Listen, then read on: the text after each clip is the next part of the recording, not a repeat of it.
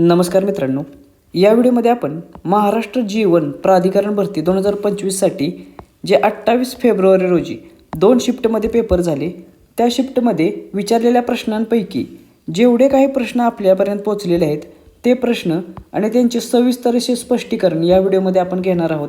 त्याचबरोबर पुढे होणाऱ्या पेपर्समध्ये IBPS कोणत्या प्रकारचे प्रश्न विचारू शकते ते देखील आपण इथे डिस्कस करणार आहोत. चला तर मग सुरू करूया. पहिला प्रश्न होता, वेरूळमध्ये एकूण किती लेण्या आहेत? तर छत्रपती संभाजीनगरमध्ये स्थित असलेले वेरूळमध्ये एकूण 34 लेण्या आहेत. आता पुढे जाऊन ते तुम्हाला असा प्रश्न विचारतील की यामध्ये कोणकोणत्या लेण्या आहेत? तर याच्यामध्ये बौद्ध लेण्या आहेत, हिंदू लेण्या आहेत आणि जैन लेण्या आहेत. म्हणजे या 3 धर्मीयाच्या लेण्या इथे तुम्हाला सापडतात. बौद्ध लेण्या आहेत 1 ते 12 नंबरच्या, या सर्वात जुन्या लेण्या म्हणून देखील ओळखलं जातं. त्याच्यानंतर हिंदू लेण्या आहेत 13 ते 29 नंबरच्या आणि यामध्ये जगप्रसिद्ध कैलास मंदिर देखील आहे आणि त्याच्यावर देखील प्रश्न विचारला जातो, ते आपण पुढे डिस्कस करू. त्याच्यानंतर जैन लेण्या आहेत 30 ते 34 नंबरच्या दरम्यान आणि यांना सर्वात शेवटी कोरलेल्या लेण्या असं देखील म्हटलं जातं. त्यामुळे हे लक्षात ठेवा.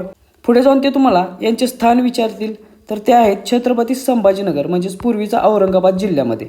आता आणखीन एक महत्त्वाचा प्रश्न असा विचारला जातो की वेरूळ येथील जगप्रसिद्ध लेण्यांना युनेस्कोने जागतिक वारसा स्थळांचा दर्जा किती साली दिला म्हणून? तर याचे उत्तर असेल 1983. त्याच्यानंतर असा प्रश्न विचारला जातो की वेरूळमधील जगप्रसिद्ध कैलास मंदिर हे कितव्या क्रमांकाची लेणी आहे? तर ते आहे 16व्या क्रमांकाची लेणी. त्यामुळे हे लक्षात ठेवा. त्याच्यानंतर याचे बांधकाम कशा प्रकारचे आहे असा देखील प्रश्न येतो. तर हे टॉप टू बॉटम या प्रकारचे बांधकाम आहे, म्हणजे शिखरापासून सुरू करून नंतर खाली अशा पद्धतीने हे कोरले गेलेली लेणी आहे. त्यामुळे लक्षात ठेवा. त्याच्यानंतरचा प्रश्न असतो, हे जे कैलास मंदिर आहे याचे बांधकाम कोणाच्या काळात झालेले आहे? तर याचे बांधकाम साधारणतः 8व्या शतकात राष्ट्रकूट राजा कृष्ण प्रथम याच्या काळात झालेले आहे. त्यामुळे ह्या राजाचे नाव लक्षात ठेवा. याच्यावरती प्रश्न 100% विचारले जातात. आता ज्या प्रकारे तुम्हाला वेरूळच्या लेण्यांवरती प्रश्न विचारलेला आहे त्याच प्रकारे अजिंठाच्या लेण्यावरती देखील प्रश्न येऊ शकतो. त्यामुळे ते देखील आपण बघूया. तर या अजिंठाच्या लेण्या किती आहेत असा प्रश्न येईल. तर साधारण त्यांची संख्या ही 29 ते 30 याच्या दरम्यान, म्हणजे साधारणतः अधिकृत वेबसाईटनुसार या 30 समजल्या जातात. मात्र याच्यामध्ये काही अपूर्ण देखील लेण्या आहेत. त्याच्यानंतर नेहमी विचारला जाणारा प्रश्न म्हणजे या अजिंठा लेण्या कोणत्या नदीच्या काठी आहेत? तर या आहेत वाघूर नदीच्या काठी. त्यामुळे ही नदी लक्षात ठेवा. त्यानंतर या लेण्या सर्वच्या सर्व लेण्या या बौद्ध धर्माशी संबंधित असलेल्या लेण्या आहेत. त्यामुळे याच्यावरती देखील प्रश्न येऊ शकतो. त्याच्यानंतर याच्यामध्ये एक प्रसिद्ध मूर्ती देखील आहे आणि ती आहे लेणी क्रमांक 1 मध्ये. त्याच्यामध्ये पद्मपाणी बोधिसत्व अशी एक मूर्ती आहे आणि म्हणजेच काय, तर हातात कमळ घेतलेली भगवान बुद्धांची मूर्ती आहे आणि हे चित्र जगप्रसिद्ध असे चित्र आहे. त्यामुळे त्याच्यावरती देखील प्रश्न येऊ शकतो की हे चित्र कोणत्या लेण्यामध्ये आहे? तर ते आहे लेणी क्रमांक 1 मध्ये. याला देखील 1983 सालीच युनेस्कोचा जागतिक वारसा स्थळांचा दर्जा मिळालेला आहे. त्यामुळे हे साल लक्षात ठेवा. अजिंठा आणि वेरूळ या दोन्ही लेण्यांना एकाच वेळी हा वारसा मिळालेला आहे. त्याचबरोबर या अजिंठ्याच्या लेण्या कशासाठी प्रसिद्ध आहेत असा प्रश्न येतो. तर या भिंतीवरील चित्रकलेसाठी प्रसिद्ध असलेल्या लेण्या आहेत, बौद्ध धर्माच्या लेण्या. त्यामुळे एवढी सगळी इन्फॉर्मेशन लक्षात ठेवा. याच्यावरती पुढे जाऊन तुम्हाला प्रश्न अपेक्षित आहेत.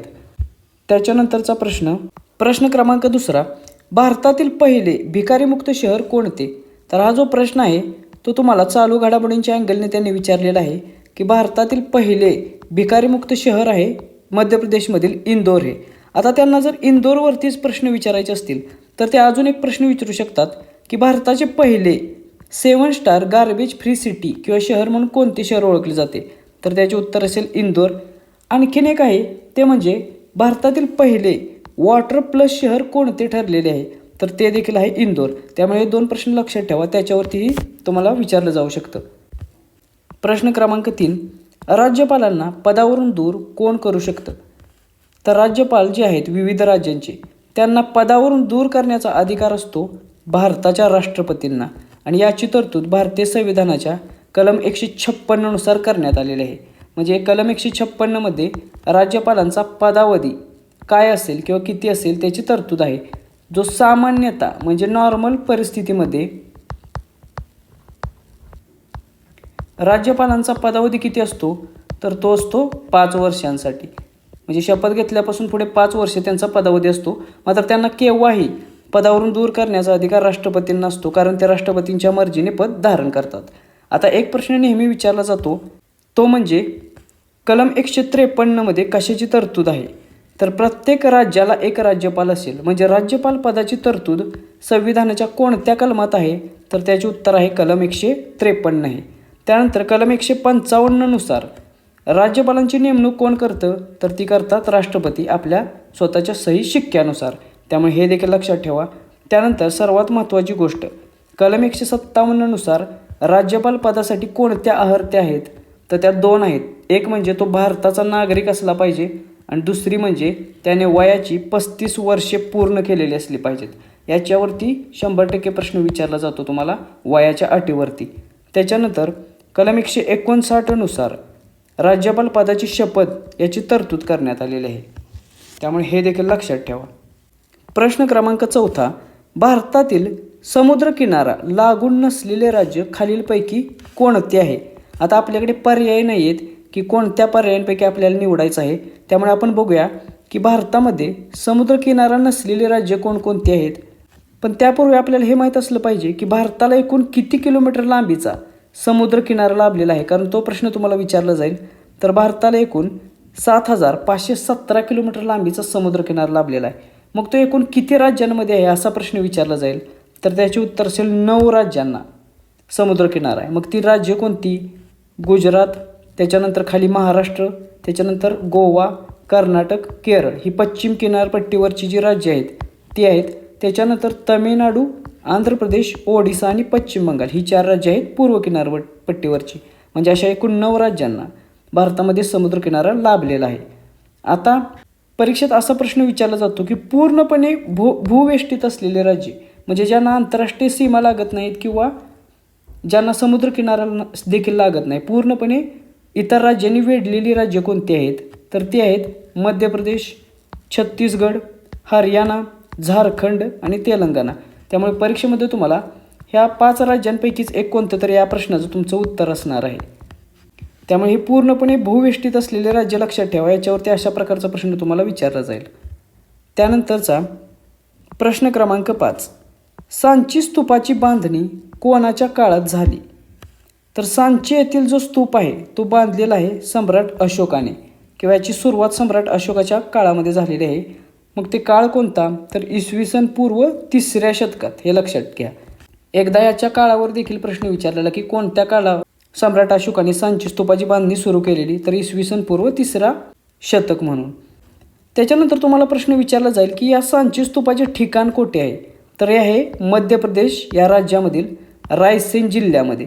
त्यामुळे दोन्ही गोष्टी लक्षात ठेवा, राज्य मध्य प्रदेश आणि जिल्हा आहे रायसेन जिल्हा म्हणून. अजून एक महत्त्वाचा प्रश्न इथे तयार होतो की सांची स्तूप याला देखील युनेस्कोचा जागतिक वारसा स्थळाचा दर्जा प्राप्त आहे. मग तो किती साली मिळाला त्याला? तर तो मिळालेला आहे 1989 साली. त्यामुळे हे साल देखील लक्षात ठेवा. ह्या ज्या PPT मी बनवलेल्या आहेत ते तुम्हाला रिव्हिजन करण्यासाठी सोपं जावं यासाठी बनवलेले आहेत. त्यामुळे याचा तुम्ही फायदा घ्या. त्याचबरोबर आपल्याला स्पीडने सर्व प्रश्न कव्हर करता येतील याच्यासाठी देखील याचा उपयोग होतो आहे. त्याच्यानंतर प्रश्न क्रमांक 6, स्टॅच्यू ऑफ युनिटी या कोणत्या नदीवर आहे? तर स्टॅच्यू ऑफ युनिटी आपल्याला माहीत आहे की सरदार वल्लभभाई पटेल यांचा हा स्टॅच्यू असून तो आहे नर्मदा नदीच्या काठी. त्यामुळे हे योग्य उत्तर असेल त्याचे.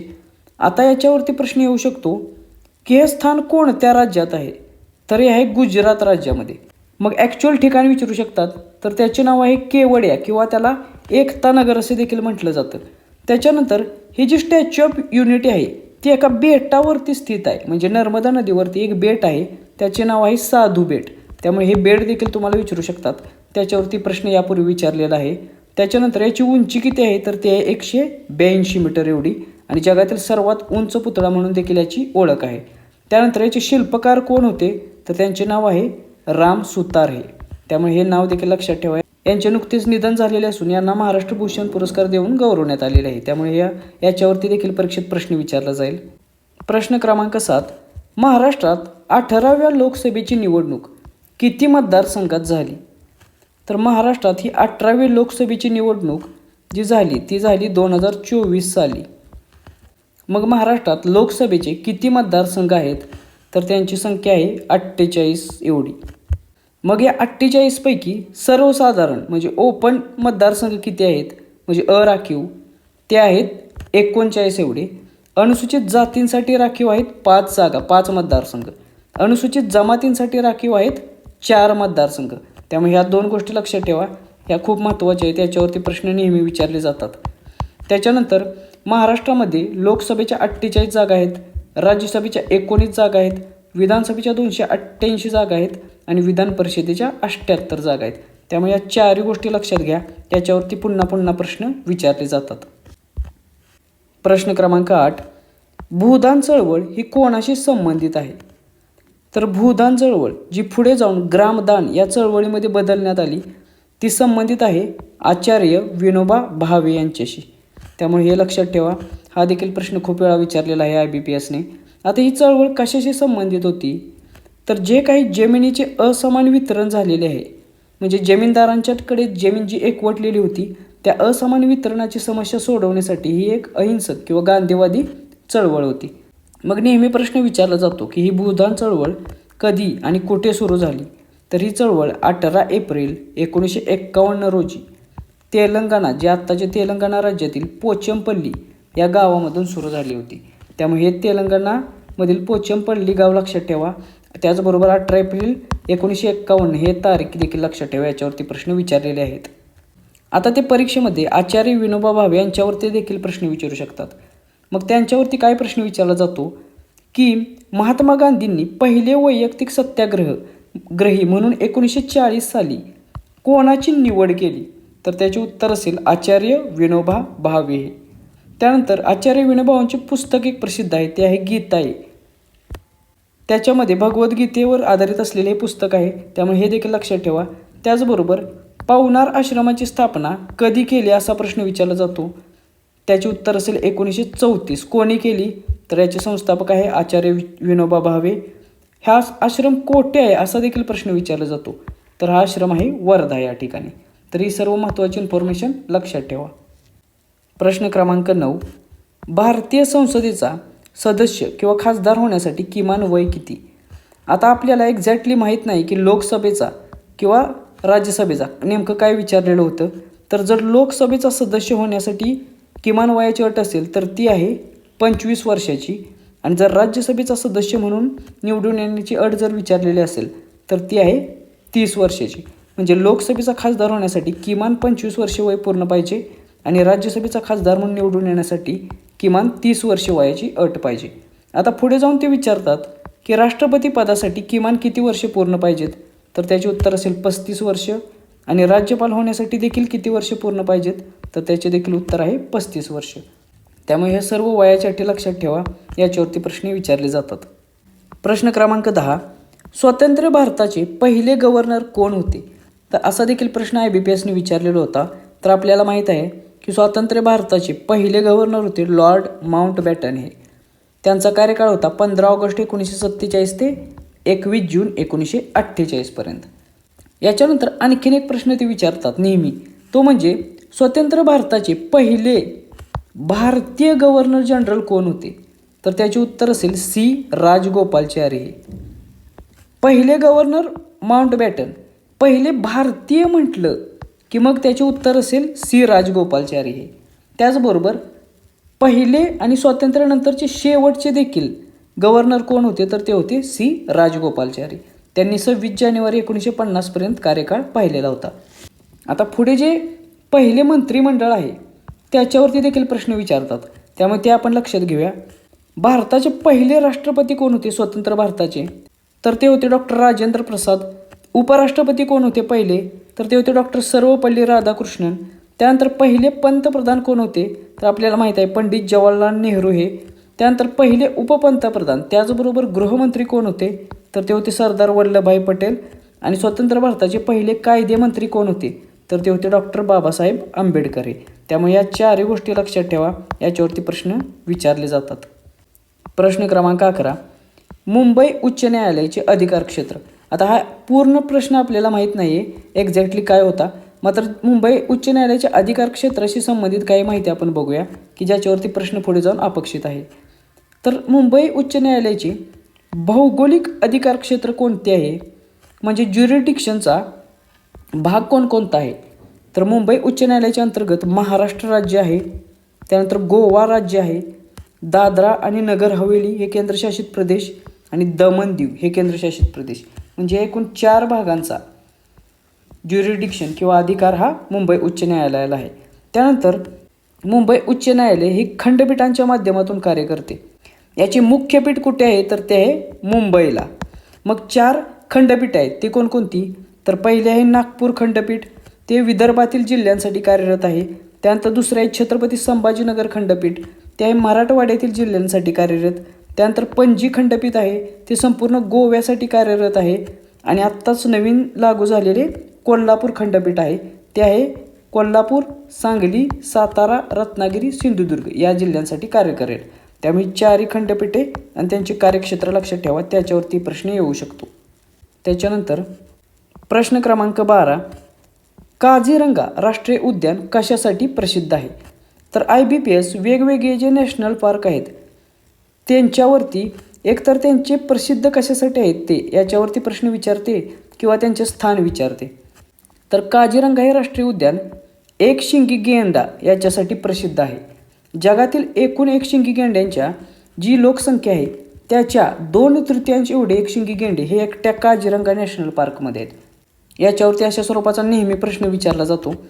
मग याचे स्थान कोठे आहे, तर ते आहे आसाम राज्यामध्ये, ब्रह्मपुत्रा नदीच्या जवळ हा काझीरंगा नॅशनल पार्क आहे, त्याच्याच गाळाच्या मैदानामध्ये. त्यानंतर हा राष्ट्रीय उद्यान देखील जागतिक वारसा स्थळाचा अधिकार प्राप्त असलेला किंवा दर्जा प्राप्त असलेला उद्यान आहे. त्याला तो दर्जा कधी मिळाला, तर तो मिळालेला आहे 1985 साली. हे साल देखील लक्षात ठेवत जावा, याच्यावरती देखील प्रश्न विचारले जातात. त्याच्यानंतर देशामधले काही महत्त्वाचे राष्ट्रीय उद्यान आपण बघणार आहोत की ज्याच्यावरती नेहमी प्रश्न विचारले जातात. पहिले आहे जिम कॉर्बेट राष्ट्रीय उद्यान, ते कुठे आहे, तर ते आहे उत्तराखंड राज्यामध्ये. ते कशासाठी प्रसिद्ध आहे, तर ते भारतातील पहिले राष्ट्रीय उद्यान होते, त्यामुळे याच्यावरती नेहमी प्रश्न येतो. त्यानंतर कान्हा राष्ट्रीय उद्यान कोठे आहे असा प्रश्न विचारला जातो, तर त्याचे उत्तर असेल मध्य प्रदेश हे. आणखीन एक महत्त्वाचे आहे ते म्हणजे हेमिस राष्ट्रीय उद्यान, हे कुठे आहे, तर हे आहे लडाखमध्ये. आणि हे कशासाठी फेमस आहे, तर हे भारतातील सर्वात मोठे क्षेत्रफळाने असलेले उद्यान आहे, त्यामुळे याच्यावरती देखील प्रश्न विचारला जातो. त्यानंतर प्रश्न क्रमांक 13, महाराष्ट्र राज्याचे सध्याचे वनमंत्री कोण आहेत, तर सध्या महाराष्ट्राच्या मंत्रिमंडळावर देखील IBPS प्रश्न विचारते असं दिसत आहे. त्यामुळे जी काय महाराष्ट्राची मंत्रिमंडळ आहे त्याची लिस्ट मी आपल्या टेलिग्राम चॅनलला टाकलेली आहे. टेलिग्राम चॅनलची लिंक खाली डिस्क्रिप्शन बॉक्समध्ये दिलेली आहे. मग महाराष्ट्राचे वनमंत्री कोण आहेत, तर ते आहेत श्री गणेश नाईक हे.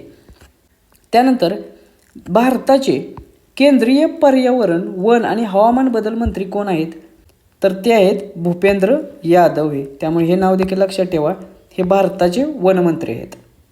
तर महाराष्ट्राच्या पूर्ण मंत्रिमंडळाची यादी तुम्हाला टेलिग्राम चॅनलला मिळून जाईल, ते एकदा वाचून घ्या, त्याच्यावरती 100% प्रश्न विचारले जाणार.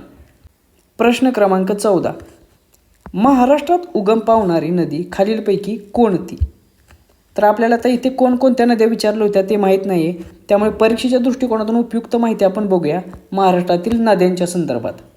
तर आपण उत्तरेकडून दक्षिणेकडे जाऊया, ज्या महत्त्वाच्या नद्या आहेत.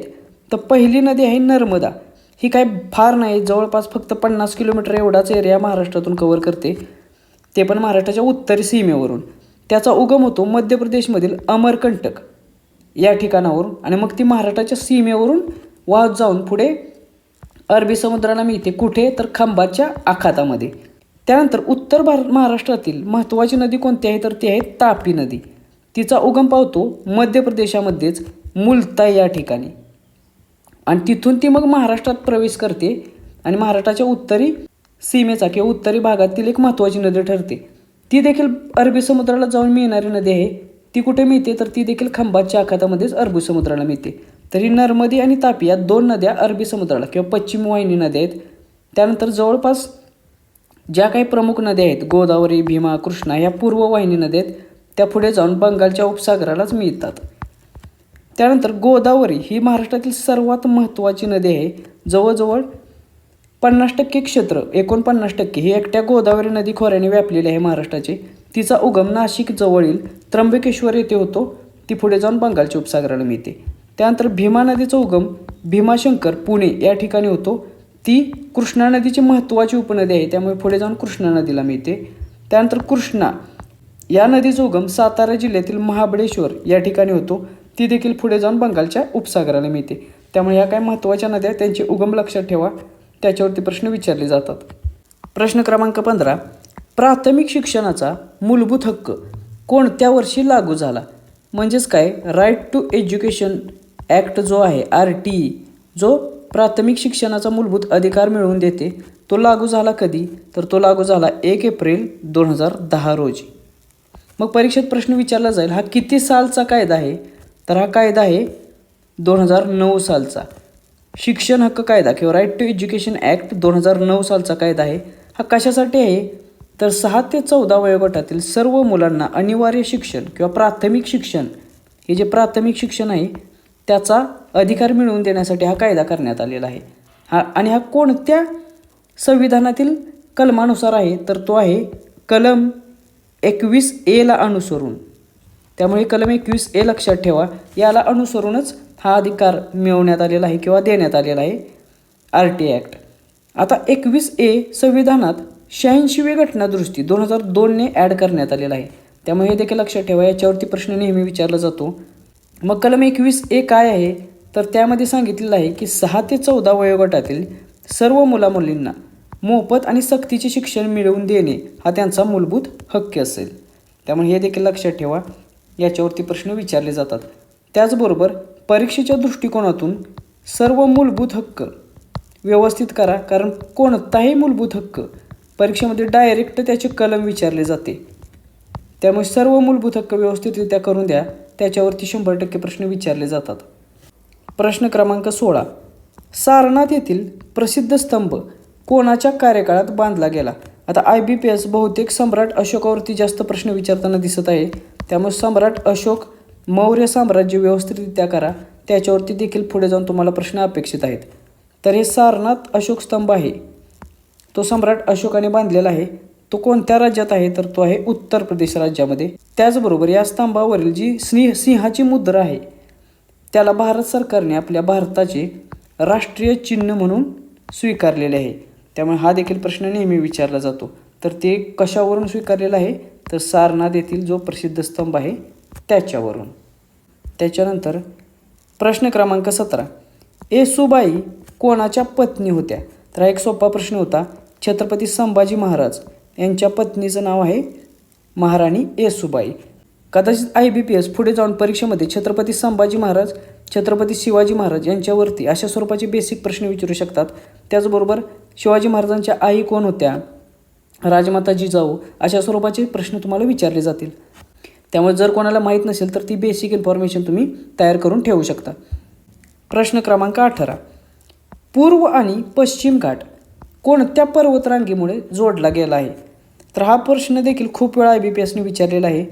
पूर्व घाट आणि पश्चिम घाट हा एकत्र येतो निलगिरी पर्वतरांगेमध्ये. त्यामुळे हे योग्य उत्तर आहे त्याचे. आता आणखीन एक प्रश्न विचारला जातो की पश्चिम घाटामधील सर्वोच्च शिखर कोणते आहे? तर ते आहे अण्णाईमुडी म्हणून.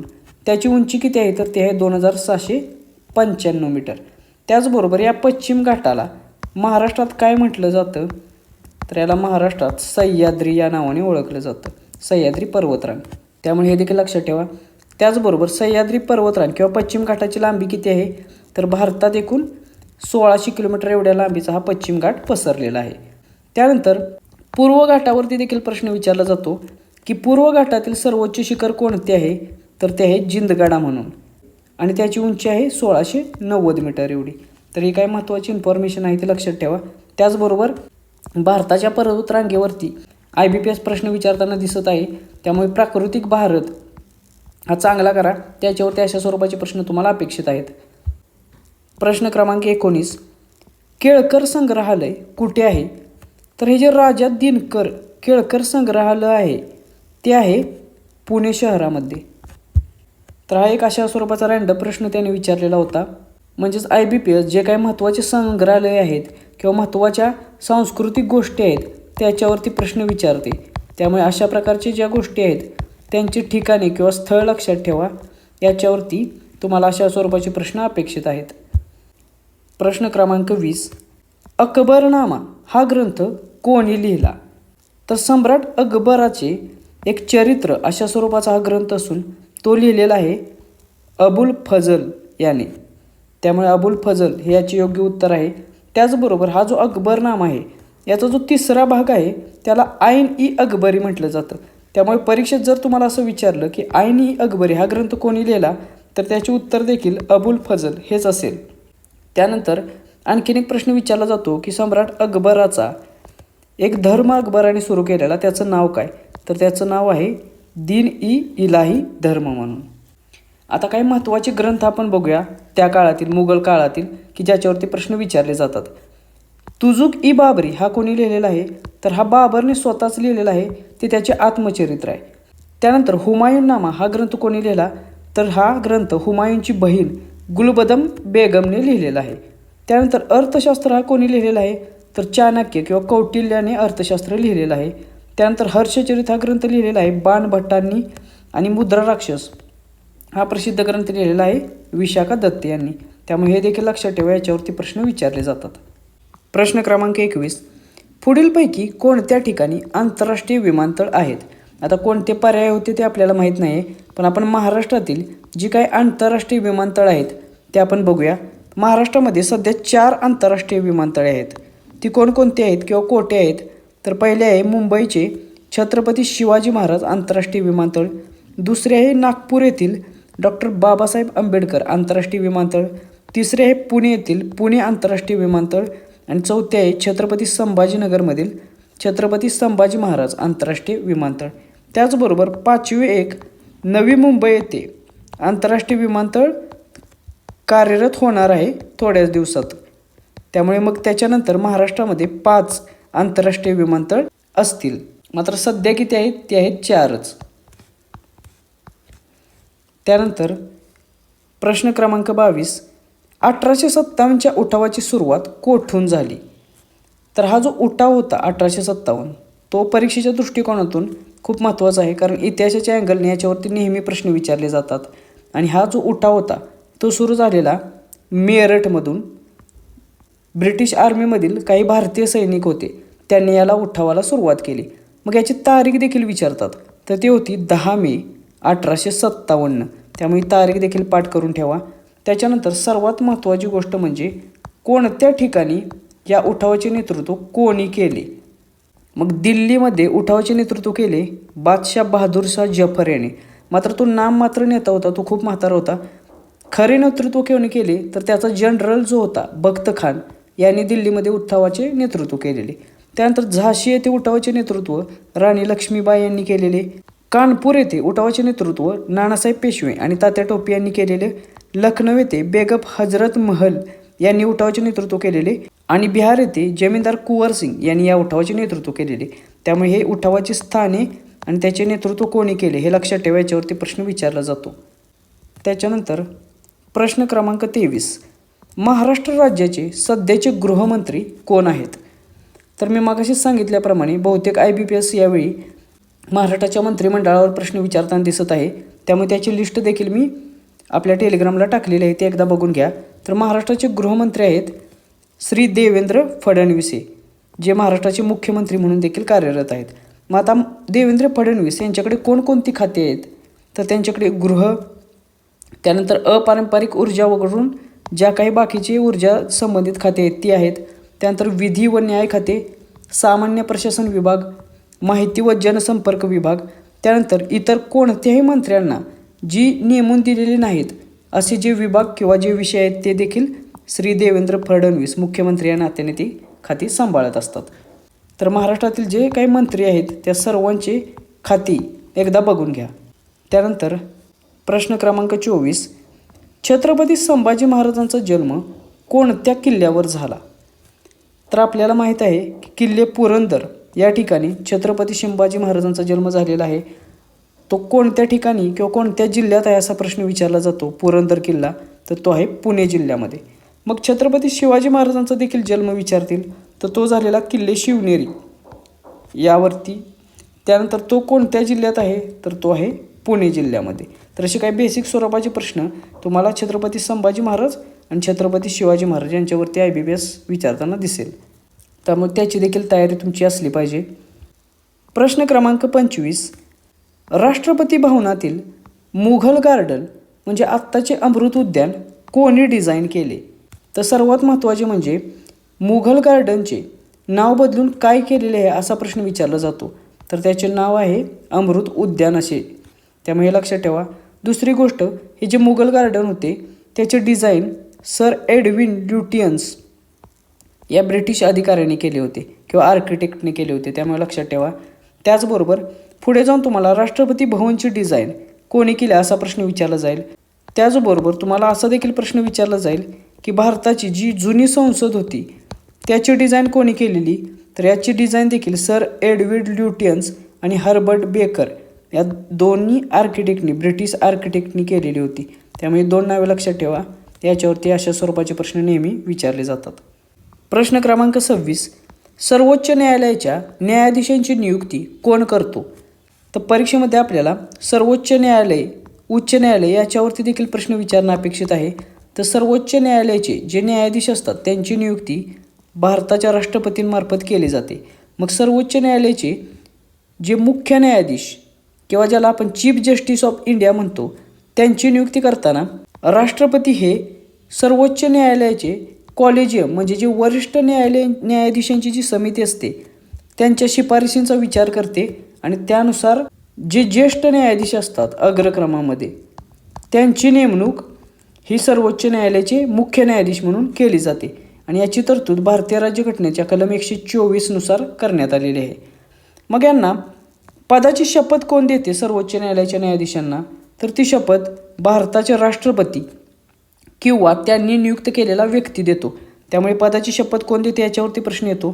त्यानंतर ते आपला पदाचा राजीनामा कोणाला देतात असा प्रश्न विचारला जातो. तर ते आपल्या राष्ट्रपतींनाच पदाचा राजीनामा देतात, कारण त्यांनीच त्यांची नेमणूक केलेली असते. त्यानंतर आणखीन एक प्रश्न विचारला जातो की सर्वोच्च न्यायालयाच्या न्यायाधीशांची निवृत्ती वय काय आहे? तर यांची निवृत्तीची वय असते 65 वर्ष. वयाच्या 65व्या वर्षापर्यंतच ते कार्यरत राहू शकतात. तर ह्या काही महत्त्वाच्या गोष्टी आहेत त्या लक्षात ठेवा. परीक्षेमध्ये तुम्हाला सुप्रीम कोर्ट आणि हायकोर्ट याच्यावरती अशा स्वरूपाचे प्रश्न विचारणं अपेक्षित आहे, त्यामुळे ते देखील एकदा व्यवस्थित तयारी करून ठेवा. प्रश्न क्रमांक 27, युनेस्कोच्या जागतिक वारसा यादीमधील पश्चिम घाट कोणत्या राज्यांमध्ये आहे? तर युनेस्कोच्या दृष्टिकोनातून जे जागतिक वारसा स्थळाची यादी आहे ती देखील IBPSच्या दृष्टिकोनातून महत्त्वाची आहे, कारण IBPS याच्यावरती अशा स्वरूपाचे नेहमी प्रश्न विचारत असते. त्यामुळे सर्व भारतातील जी काही जागतिक वारसा स्थळांचा दर्जा मिळालेली यादी आहे ते लक्षात ठेवा, त्यांचे साल लक्षात ठेवा. त्याचबरोबर पश्चिम घाट कोणत्या राज्यात आहे? तर तो आहे महाराष्ट्र, कर्नाटक, केरळ, तामिळनाडू या 4 राज्यामधून तो जातो. त्याच्यानंतर प्रश्न क्रमांक 28, सम्राट अशोक कोणत्या राजघराण्यातील होते? तर पुन्हा एकदा सम्राट अशोकावरतीच प्रश्न विचारलेला आहे. तर सम्राट अशोक हे मौर्य राजवंशाशी संबंधित होते किंवा मौर्य राजघराण्याशी ते संबंधित होते. त्यांचे वडिलांचे नाव काय होते? तर ते होते बिंदुसार हे. त्याच्यानंतर एक प्रश्न नेहमी विचारला जातो की सम्राट अशोकाने बौद्ध धर्माच्या प्रचारासाठी कोणाला श्रीलंकेत पाठवले?